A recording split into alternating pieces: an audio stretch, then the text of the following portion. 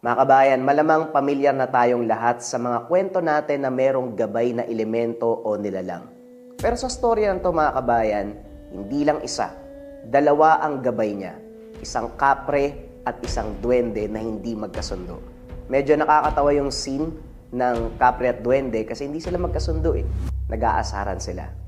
Pero dito din sa kwento, yung dark side na to mga kabayan, yung dark side ng kwento, isang aswang ang pinangakuan ng kanilang angkan.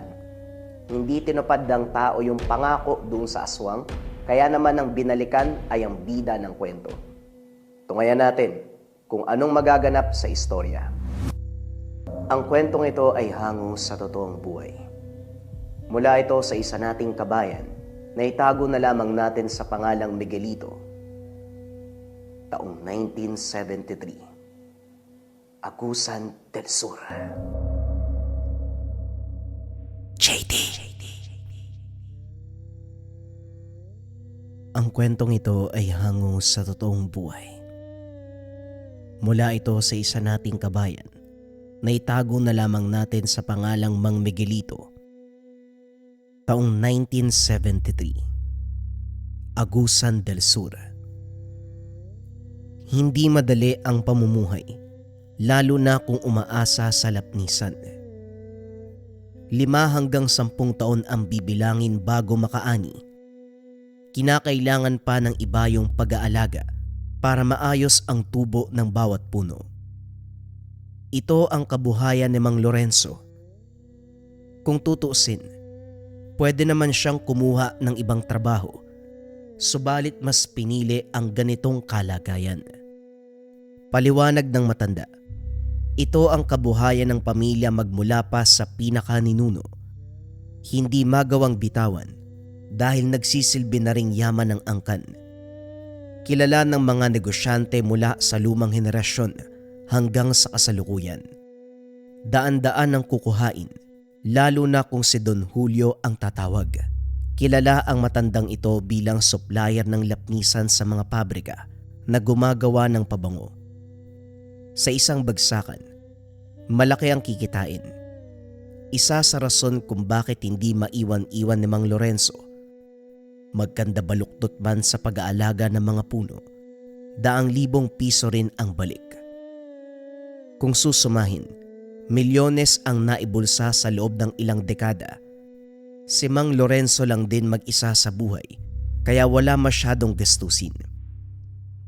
Subalit imbis na mamuhay sa marangyang pamamaraan, pinili nito ang simple. Sapat na makakain ng 3 beses sa isang araw at makapagmeryenda. At para sa hindi nakakaalam, hindi uso ang bangko. Ang silong ng tahanan ang nagsisilbing imbakan ng limpak-limpak na pera. Ektaryang lupain ang pagmamay-ari at ito ang ginawang plantasyon. Sisimulan ang pagtatanim sa buwan ng Hulyo.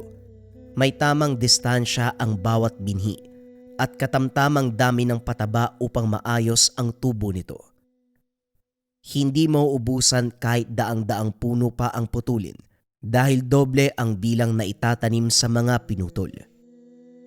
Marunong tumansya si Mang Lorenzo, lalo na kung hindi pa panahon ng ani. Maliban sa mismong puno, napapakinabangan din ni Mang Lorenzo ang mga bunga. Sinasabi ng karamihan, nakakalason subalit kung tama ang pagluto at sangkap na inihalo, hindi ito nakamamatay. Kaso nga lang, iba ang ginawa ng matanda. Sa kanya kasi, ginawang sangkap para sa langis. Ang mga kakilalang albularyo ay sa kanya kumukuha. Kapag nakakagawa si Mang Lorenzo, asahan na hindi natural ang langis. May kasamang basbas at bisa na higit pa sa tipikal na lana.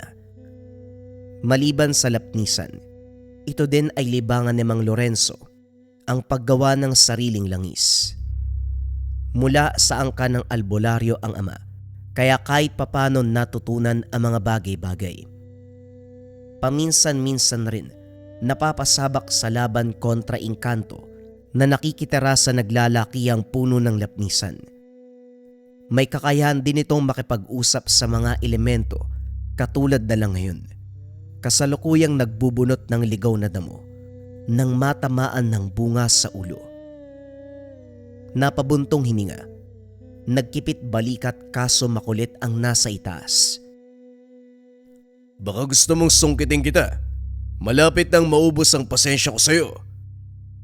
O talaga, tanda? Sa taas ng puno, anong gagamitin mong panungkit?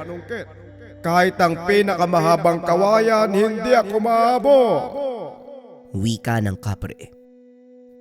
Kung bugahan kita ng langis dyan, hindi pa rin ba aabot? Ikaw walang araw na hindi mo ko ininis. Pwede bang magpaawat ka naman? Ano bang pangalan mo? At bakit? Para patawan mo ko ng ritual. Hindi mo ko maluloko. Nagmula ka sa angkan ng mga albularyo, kaya alam kong marunong ka.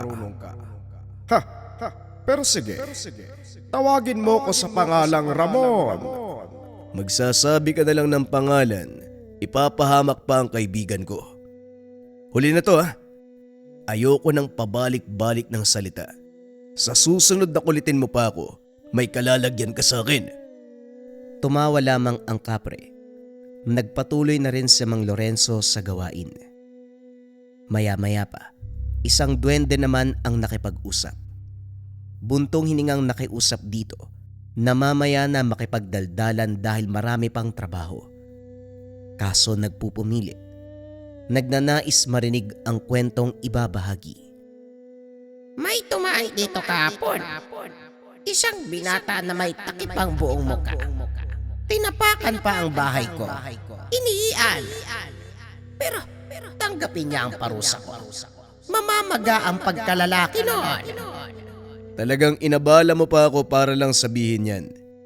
Inistorbo na ako ng kapre, ngayon ikaw naman. Kung wala kayong magawa, kayong dalawa mag-usap. Dinadamay niyo pa ako Ang dami kong kailangang tapusin. Hindi kami magkasundo ng higanting yon. Kaya wag mong imungkahi na mag-usap kami. Pagkagamitan ko siya ng maika. Wag mong isipin na kwento lang ito. Dahil ang binatang yon ay nagbabalak na patayin ka. Naagaw ang pansin ng matanda sa sinabi ng nilalang. Inisip ang posibleng kalaban, pero walang pumapasok sa isipan. Lahat ng mga kakilala ay may edad na rin.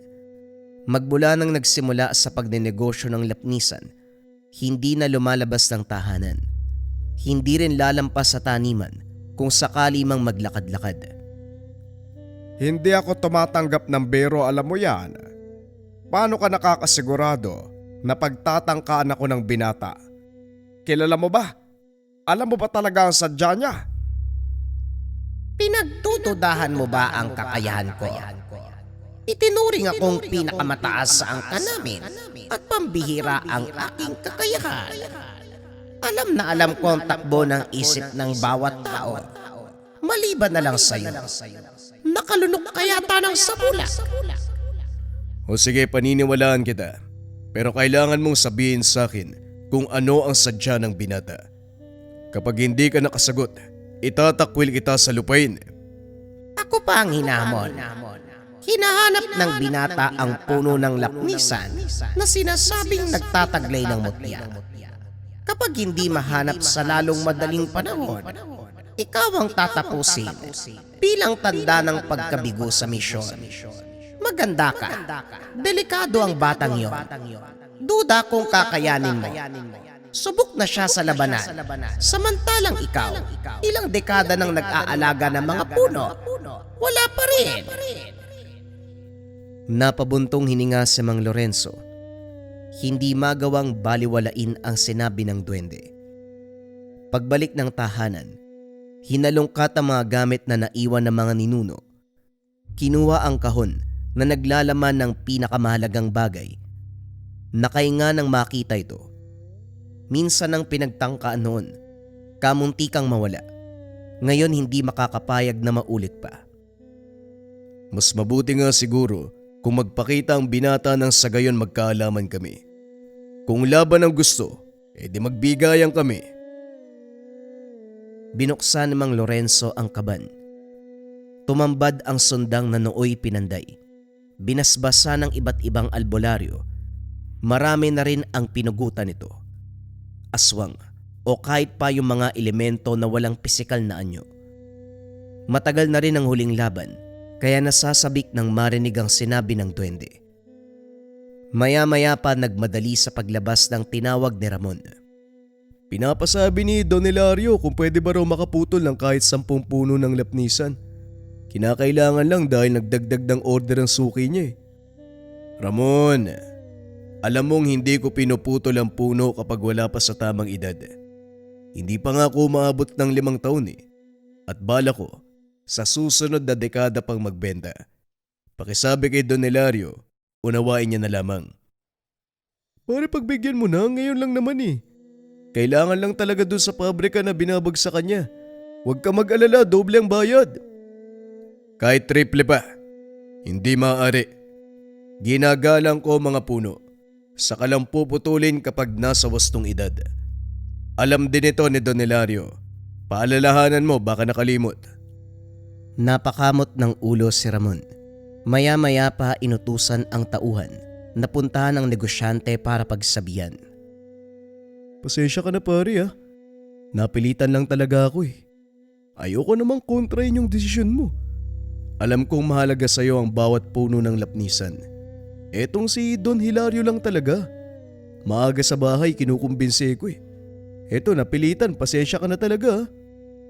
Walang problema. Naunawaan kong naipit ka lang.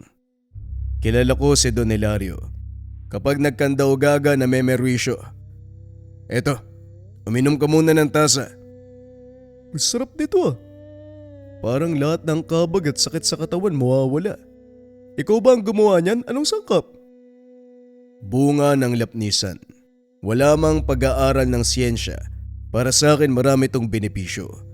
Nararamdaman ko kasi. Naibuga ni Ramon ang hinigop na tsaa matapos marinig ang sinabi ni Mang Lorenzo. Ano? Bunga ng lapnisan na ba? Hindi naman to nakakain, hindi ba pare? Kung ano-ano talaga ang ginagawa mo. Ilang taon ko na itong iniinom. E di sana, pinaglalamayan na ako. Inumin mo na lang. Kung may mamamatay man dito, ako dapat ang mauna. Kapag nangyari yun, magpasuri ka kagad sa doktor. Pambihira ka, alam mo. Siguro nabuburyong ka lang. Dahil sa tanang buhay mo wala kang kasama. Nag-asawa ka sana, tignan mo.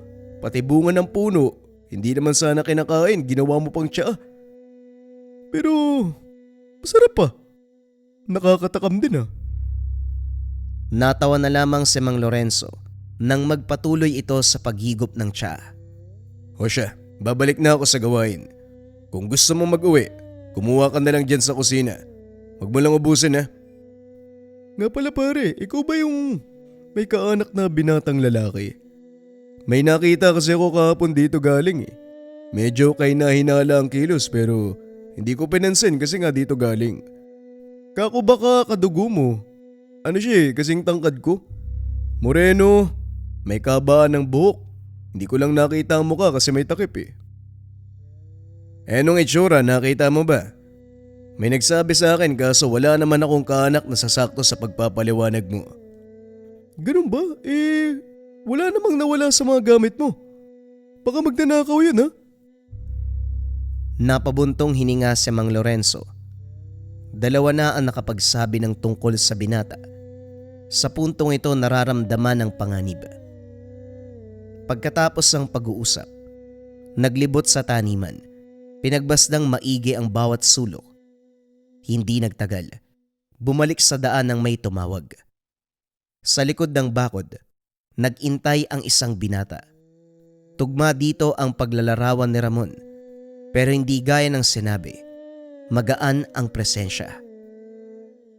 Magandang araw po sa inyo. Kayo po ba si Mang Lorenzo?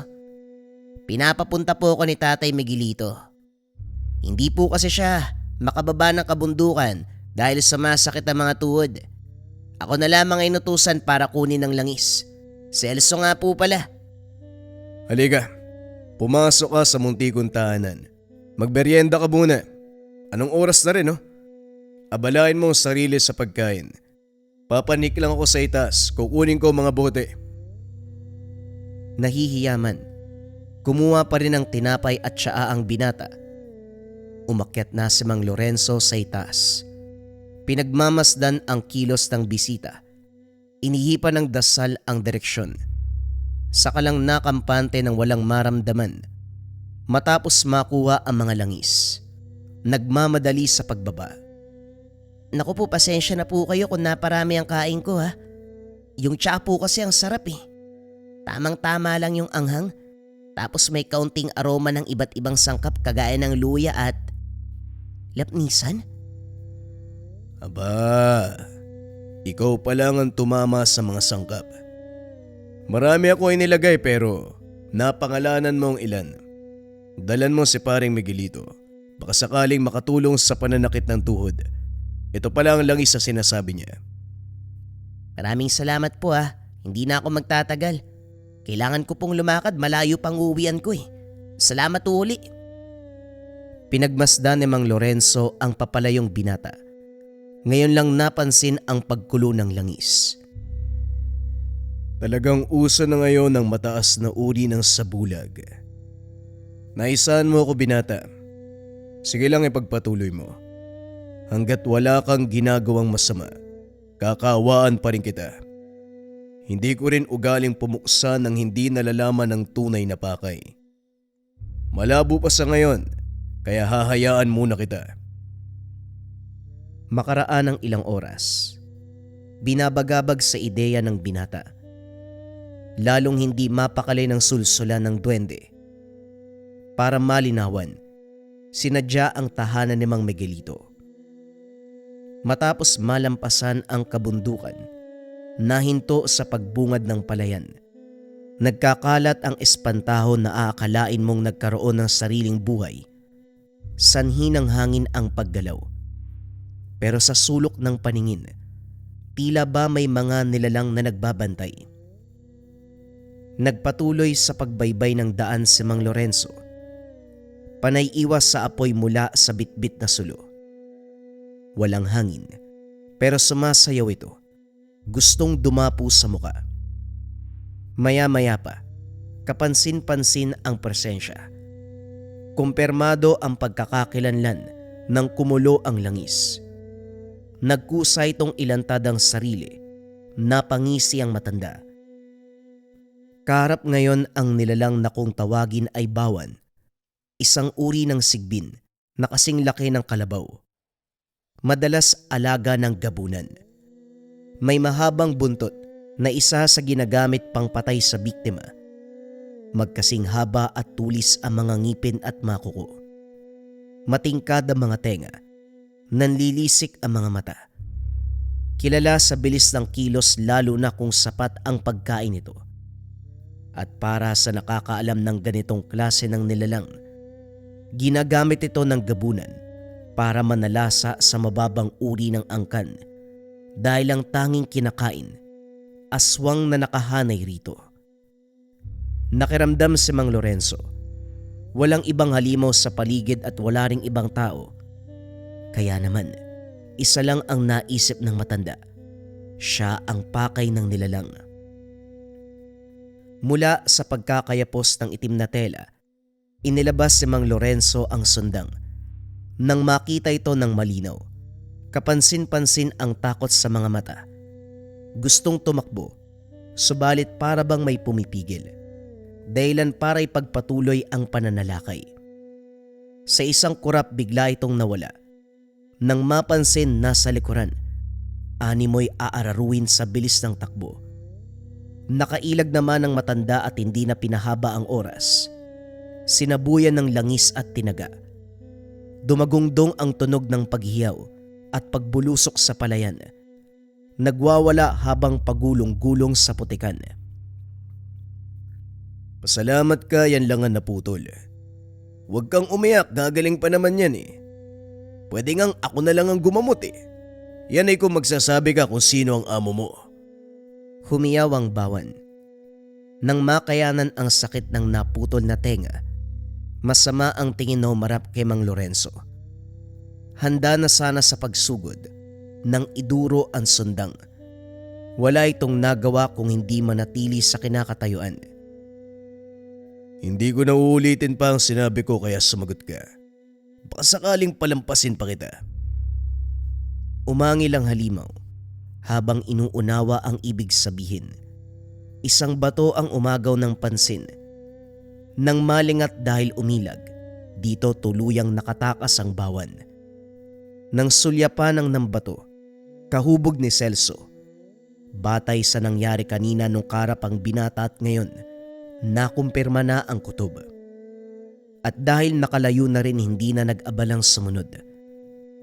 Nagpatuloy sa pagbaybay ng daan patungo sa tahanan ni Mang Miguelito. Magiliw siyang pinapasok ng albularyo. Tinapos ito ang ginagamot na pasyente bago siya inarap. Magkape ka muna. Gawa lang ito sa bigas na mais kaya pagpasensyaan nyo na. May tirang biskwit dyan.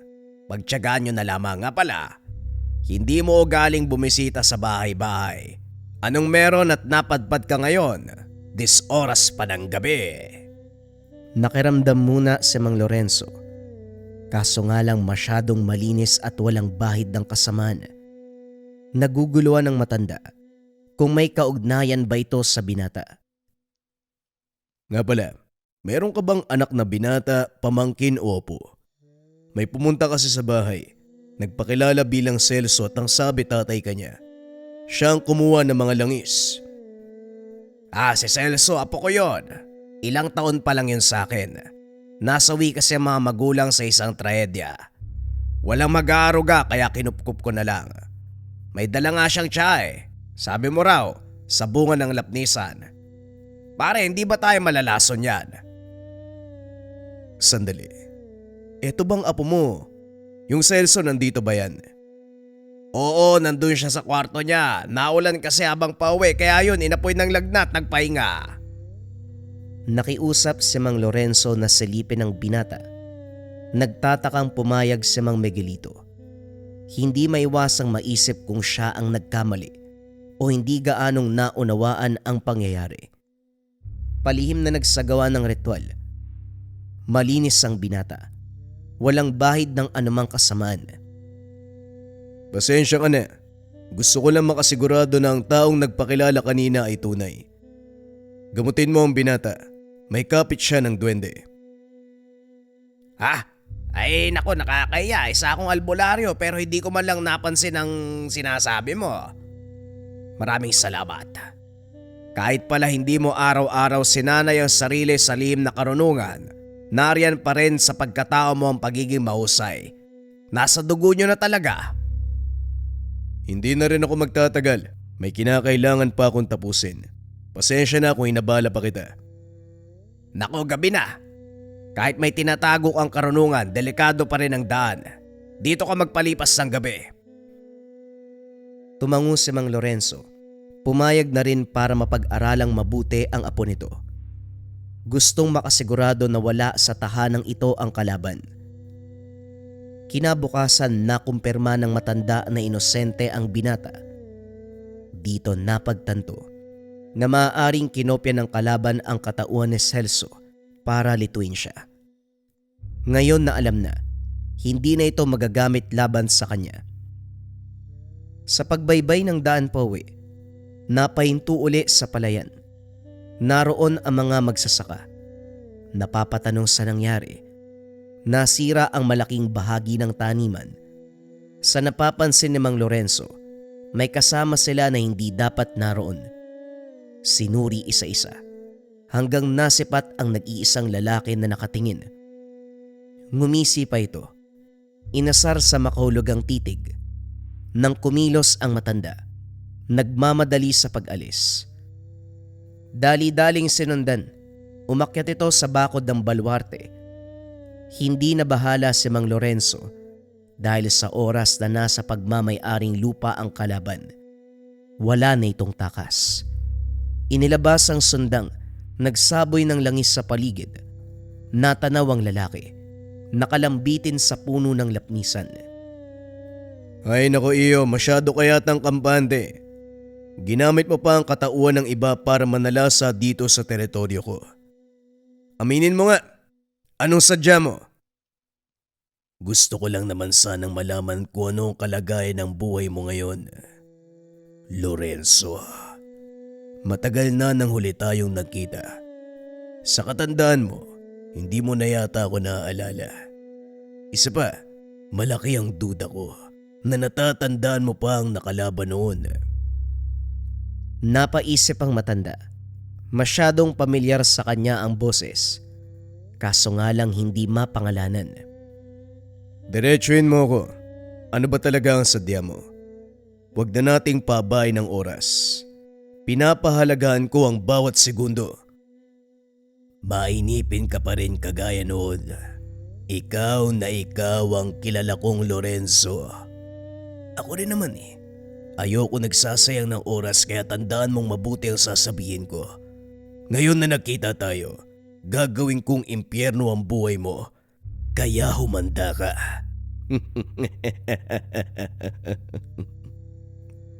Huling wika nito. Sa sanga ng bawat puno dumaan. Tumalon sa bakod at saka tumakas. Napabuntong hininga si Mang Lorenzo. Hindi nag-abalang sundan dahil ginugol ang oras sa pagkilala kung sino ito. Inabot pa ng ilang oras kaso hindi matukoy. Magsigarilyo ka muna. Mukha kang unggoy dyan. Masyado kang seryoso. Kalmahan mo lang. Kahit hindi tayo magkasundo minsan, hindi ko hahayaan na may manggambala dito. Naging tahanan ko na ito ang taniman mo sa loob ng maraming taon kaya kahit papano, responsable ako sa pagprotekta sa iyo bilang may-ari. Wika ng kapre. Pabiru pang nag-abot ng tabako. Ako rin. Makikisali sa usapan. Subukan lang ng lalaking yung bumalik dito at magkasik. Puputulin ko ang pagkalalaki niya. Kayong dalawa yung puputulan ko ng pagkalalaki, kitang seryoso yung tao dito eh. Mangi-istorbo kayo? Hindi nyo kailangan mangialam. Sarili kong problema to. At ako lang ang mag-ayos.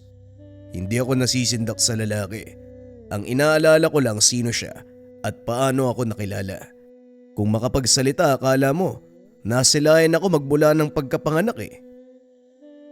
Kumpara nung una, hindi ko mabasa ang isip ng lalaki, kaya wala akong maiambag sa ngayon. Huwag kang mag-alala. Ibabalita ko rin kung ano man ang malalaman ko. At ikaw, Higante, nasa puno mo ang lalaki. Hindi mo man lang nilabutan. Kahit kailan, puro ka sigarilyo. Kung makapagsalita, akala mo may ambag. Pareho lang tayo, huwag kang magmagaling. Hindi pinansin ni Mang Lorenzo ang pagtatalo ng dalawa. Pumasok na ng tahanan para mabigyang oras ang sarili. Bago mahulaan kung sino ito, isang halimaw ang sumubok sa kakayahan ng matanda. Nakapamewang na sinilip ang nilalang. Hindi mawari kung papatulan o hahayaan. Ito ang nakalaban na bawan. Bakas pa ang sugat na naputol sa tenga. Kasalukuyan itong naghasik sa pananim. Sinisira ang mga binhi ng lapnisan. Lumitaw ang kapre at duwende, pero sumenya si Mang Lorenzo na huwag pakialaman. Wala ka talagang kadala-dala. Gusto mo yatang putulin ko ang kabila mong tenga. O baka naman nagsawa ka ng mabuhay, kaya lumalapit ka sa kamatayan. Sinasabi ko na nga ba, hindi pa naman ako marunong maawa kapag nasasagad. Pag-isipan mong mabuti ang ginagawa mo. Umangil ang halimaw. Maya-maya pa nagsimulang umatake. Sinalubong kagad ni Mang Lorenzo ng taga. Sa kabila ng bilis nito, nahabol pa rin ng patalim. Hindi nakatagal, nanghina kagad. Mahusay ka nga talaga, Lorenzo. Kahanga-hanga ang kilos mo. Kung gumalaw ka ay parang binata pa. Kung hindi kita kilala, masasabi kong hindi tugma ang liksi mo sa edad ngayon. Ilang taon ka na nga? Kanina ko pa iniisip kung sino ka talaga. Sigurado o na ngayon pa lang tayo nagkita. Hindi ko na rin itatanong kung sino ka, alam ko naman na hindi mo sasabihin eh. Hayaan kung ang takbo ng pangyayari ang maglantad ng katauhan mo. Siguraduhin mo lang na may sapat kang rason para hindi ko mapatay. Ako pa ang tinakot mo. Hindi na uso ang paninindak, Lorenzo. Ang mabuti pa, iligpit mo ang bawan dahil may susunod pa riyan. Wika nito. Bago makakilos si Mang Lorenzo, umatake muli ang bawan. Pinigilan siya nitong habulin ang lalaki. Kinagat sa binti. Mabuti na lamang nasaksak kung kaya't nakagante kahit papano. Napatiimbagang dahil hindi inasahan na tatalab ang mga ngipin. Nagdurugo pa rin ito. Bagay na kinabahala. Minadali ang pagtapos sa nilalang. Sunod-sunod na hagupit ng itak. Mabuti na lamang pumabor ang pagkakataon. Maya-maya pa bumulagta ang bawan nang isay habang puno ng sugat. Upang makasigurado, pinugutan ng ulo. Ano? May ilalaban ka ba ba? Bagsak na ang katawan mo. Kung may isasaba ka pa, iharap mo na. Nagmamadali ka lang naman dahil nag-aalala ka sa sugat mo. Hindi ba malakas ang dugo nyo para kusang labanan ang lason? Ito ay subok na katangian na ng inyong angkan. Sigurado kung taglay mo rin yan. Kaya para saan pa ang pag-aalala, Lorenzo? Marami kang alam sa angkan namin. Kulang na lang isipin ko nagmula ka sa aming angkan. Pero kung wala kang sasabihin, pwede bang tapusin na natin ang laban? Tutal magkarap na tayo. Tayo-tayo lang din ang andito. Tanda, mas maiging gamutin mo na lamang ang sarili mo. Sasabihan ko sila na huwag ka munang sugurin dahil parang nanghihina ka na. Wika nito. Nagmamadali sa pagtalikod. Hinabol ni Mang Lorenzo, subalit hindi magawang sundan dahil kumerot ang sugat. Dali-daling bumalik ng tahanan, sinimulang gamutin. Hindi na pinatagal pa. Ang pamamaraan ng mga ninuno ang ginamit. Isinalang sa makina ang pinagsisibak na lapnisan. Pinong durog ay sinindihan. Inintay hanggang kumapalang usok at saka itinapat sa sugat. Habang nililinis ng init ang lason na nananalaytay sa dugo, sinabayan ng maiksing orasyon. Pinaliguan ng langis at saka binendahan ng makapal na tela. Ang tira sa pausok ay dali-daling inilibing. Isa itong sumpa para tuluyang mapuksa ang lason. Hindi na rin binigyan ng pagkakataon na makapagpahinga dahil dumating si Ramon. Hindi halos masundan ang sinabi sa sobrang bilis. Ang naunawaan lang, may humahabol na nilalang. Ayaw sanang mangialam ng Mang Lorenzo dahil meron pang iniinda. Kaso nga lang sa pagpupumilit ng kaibigan, wala nang nagawa. Kinaladkad siya. Dinala sa daan na sobrang dilim. Saka lang napagtanto ng tumagal.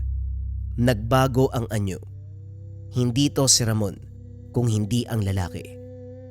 Napailing matapos makatanggap ng sunod-sunod na suntok. Nahihilo. Hindi malaman kung bakit sa puntong ito nakaramdam ng panghihina, bagay na hindi naman dapat.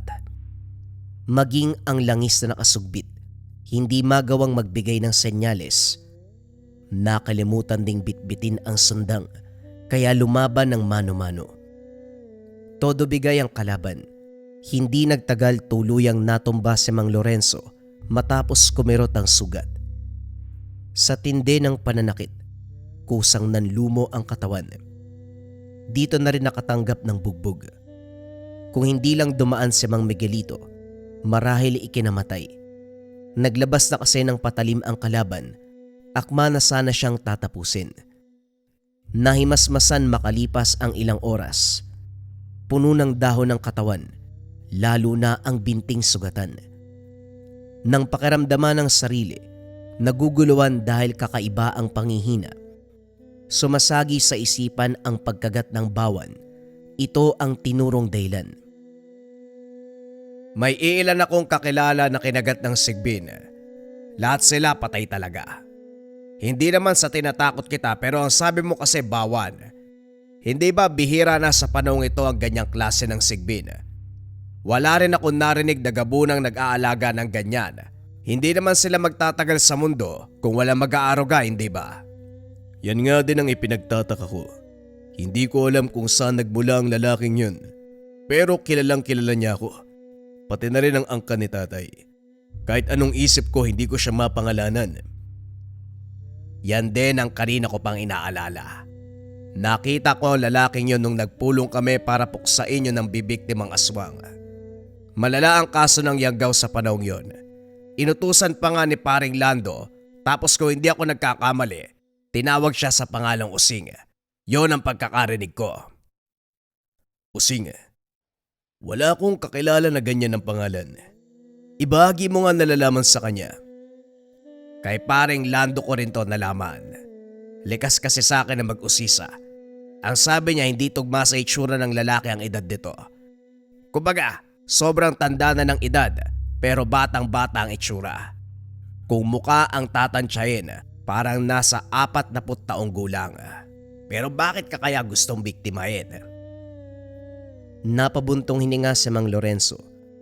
Siya man, hindi alam ang dahilan ng pananalakay nito.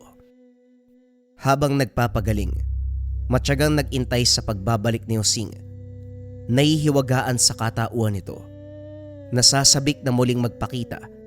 Tumulong na rin sa paglatag ng pangontra sa buong lugar si Mang Miguelito. Bumabalik ito tuwing takip-silim para samahan siya sa pagsapit ng gabi. Nang may kumatok sa bakod na yari sa yero, hinanda kaagad ang sundang. Bumungad si Ramon. Papasok na sana ito pero hinarangan niya. Gusto lang makasigurado na totoong tao ang tatanggapin sa tahanan. Sa mong yan parang kakatay ka ng tao ah. Kakaiba ang sundang mo. Saan yari yan? Hindi ko naman naangkinin, titignan lang. O siya, wag na nga. Nandito ako para kumbinsin ka uli. Si Don Hilario may bago na namang pakiusap. Pagbigyan mo na lang para matapos sa tayo. Pabalik-balik siya sa bahay eh. Magpapahanap pa siya ng ligaw na lapnisan. Natigilan si Mang Lorenzo nang marinig ang sinabi nito. Ligaw na lapnisan. Hindi ito basta-basta termino na tumutukoy sa lapnisan na tumutubo kung saan-saan. Dito na rin nagsimulang magduda sa katauhan ni Don Hilario. Ilang dekada niya na itong suki, subalit ngayon lang mukhang unti-unting lumalantad ang katauhan. Sige, sabihin mo sa kanya. Hanapin ko ang tinutukoy na ligaw na lapnisan. Kailan niya ba kailangan? Sa lalong madaling panahon. Pero ano nakain mo ngayon pumayag ka kaagad? Maraming salamat talaga ha. Siya na rin daw ang magbibigay ng bayad dahil gusto niya ikaw mismo magatid ng lapnisan. Sa puntong ito lalong namuo ang kutob ng matanda. Sige, sabihin mo sa kanya, kaunting tis lang. Dadaling ko rin ang pinapahanap niyang ligaw na lapnisan. Pag-alis ni Ramon, binuksan muli ang kaban at kinuha ang mutya na nagmula pa sa mga ninuno. Ipinasa sa bawat henerasyon ng angkan. Ang anting-anting na ito ay walang iba, kundi ang mutya ng lapnisan. Muli, binuhay ito mula sa napakahabang pagtulog. Dinasalan, kinargahan ng orasyon. Pasensya ka na kung naistorbo ko ang pagpapahinga mo. Magpapatulong lang ako para sa misyon na ito. Asahan ko ang pagtutulungan natin, kagaya pa rin ang nakasanayan. Tatapusin ang kalaban sa lalong madaling panahon. Palipat-lipat ang tingin sa mutya at sundang. Hindi nagtagal. Lumabas na rin ang nagsimulang hanapin ang tinutukoy na ligaw na lapnisan. Kung bibilangin, ito na ang tamang oras para muling magsilang ng mutya. Noong kapanahunan ng pinakaunang ninuno na nag-aral ng karunungan, nagritual sa binhi ng lapnisan. Magsisilang ng mutya sa bawat pagsapit ng ilang dekada. Nakuha na rin ang unang bunga at ngayon ang ikalawa. Pinuntahan ng kagubatan na nagpatubo ng mga puno. May lapnisan subalit hindi ito ang pakay. Naglakbay sa kabilang bahagi ng gubat. Ganon din ang naabutan. Hanggang sa napansin ang mga bakas. Nang pakiramdaman, May nauna sa kanya, naghahanap din ng puno. Binilisan ni Mang Lorenzo ang kilos sa takot na maunahan. Kagaya ng inasahan, lupo ng umatraka ang naabutan. Mula sa angka ng sigbin subalit iba ang lahi. Kung ang bawan ay kasing laki ng kalabaw, iba naman ang sukat nito.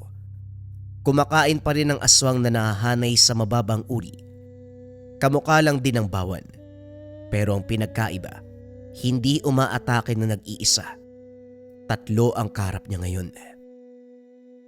Mga pare, balita ko. Hinahanap nyo rin ang ligaw na lapnisan. Baka pwedeng sumabay sa inyo. Naghahanap din ako eh. Pabirong wika ni Mang Lorenzo. Bagay na hindi nagustuhan ng mga ito. Naganda nang magsimulang umangil. Sabay-sabay sa pagsugod. Animoy mga kalabaw na handang sumuwag sa iisang biktima. Kumpara sa bawan, wala itong takot kahit ano pang medalyon ang iwas-iwas sa muka.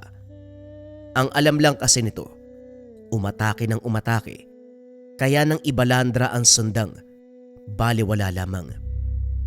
Hinigpitan ni Mang Lorenzo ang planong pagpapatumba. Malalaki ang mga kalaban at sobrang liksi. Binasa muna ang galaw bago makipagsabayan. Nang matukoy ang kahinaan ng mga ito, hindi nagdalawang isip sa pagsugod. Diretso sa puno ang matalim na sundang. Sunod-sunod na saksak sa lalamunan at paghuli ng taga sa leeg. Hindi man magawang pugutan ng ulo, saktong nalagutan ng hininga. Tila ba galing sa pangangaso si Mang Lorenzo na nakahuli ng 3 baka. Pinagpawisan ako ng kaunti ah. Kung mabuhay man kayo uli, sana biyayaan ng kaunting utak.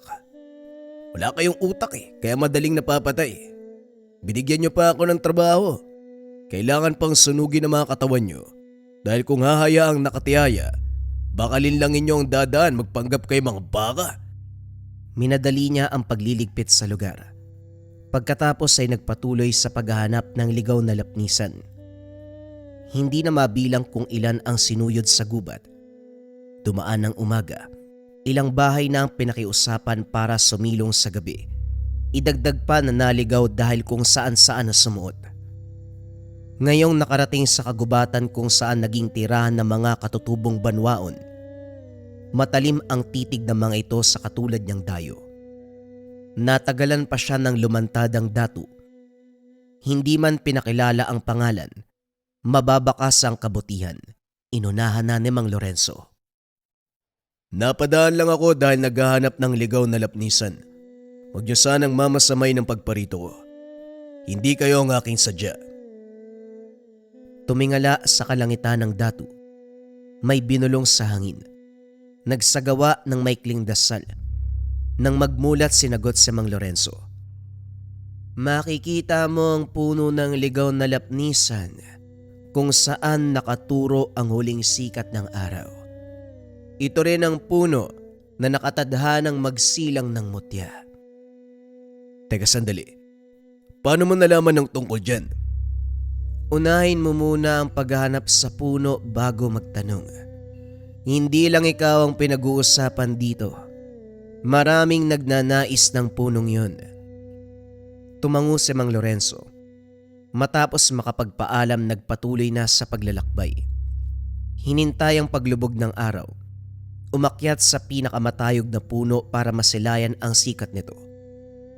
Walang kurap na pinagmasdan at nang masilayan ang direksyon ng huling sikat, walang pagdadalawang isip na pinuntahan.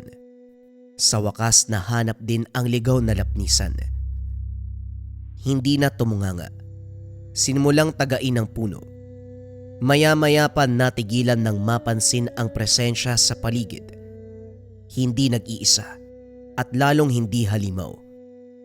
Binaliwala dahil nakatingin lang laman ng mga ito. Kaso nga lang naglikot ang kamay ng isa. Aksidenteng pinihit ang gatilyo ng baril. Wala na ring rason para magtago. Lumantad ang mga ito sa utos ng amo. Walang iba kung hindi si Don Hilario. Inutil kasi ang pesteng to. Sa katay ng kamay bumaril ng walang pahintulot. Bilisan mo ang paghahanap ng Mutya Lorenzo. Wika nito. Pumwesto ng upo sa tabi. Mutya, sa pagkakalam ko puno ng ligaw na lapnisan ang inutos mo. Yun ang sinabi ni Ramon. Hindi ka ba mangmang para ganyan ang pagkaunawa sa ligaw na lapnisan? Tayo lang ang nandito, huwag ka na magmaang-maangan. Wika ni Don Hilario, kalmadong humithit ng sigarilyo. Itinigil ni Mang Lorenzo ang pagtaga. Sa katunayan wala namang balak putulin ang puno. Umakto lang para kay Don Hilario. Hakbang na sana para turuan ito ng leksyon. Kaso nasipat si Using sa hindi kalayuan. Nakangisi itong kumaway at sahudyat. Sumugod ang mga alagad na bawan. Hindi nakakilos si Don Hilario at ang mga tauhan nito. Ilang segundo lang ang tinagal at binawian ng buhay. Ako naman na mag-uutos sa'yo. Hanapin mo ang mutya. Wika ni Using. Pumuslit sa pwesto ni Don Hilario. Pinulot pa nito ang tabako. Ano nga ang pangalan mo, Using? Tama? Hoy, hindi mo ako mauutusan. Magkaliwanagan nga tayo. Ano pa talaga ang problema mo sa akin? Hindi na ako magugulat kung pati ang pangalan ko alam mo na. Pero sana, maging ang dahilan ng pagsalakay ko may ideya ka dapat. Nakakapagod magpaliwanag. Baka kulangin ang araw at gabi kapag nagbahagi ako. Masyado ka maraming alam sa angkan ko. Kaya marahil isa ka sa mga kalaban ng mga ninuno ko. Hula lang pero malay natin tama ako, hindi ba?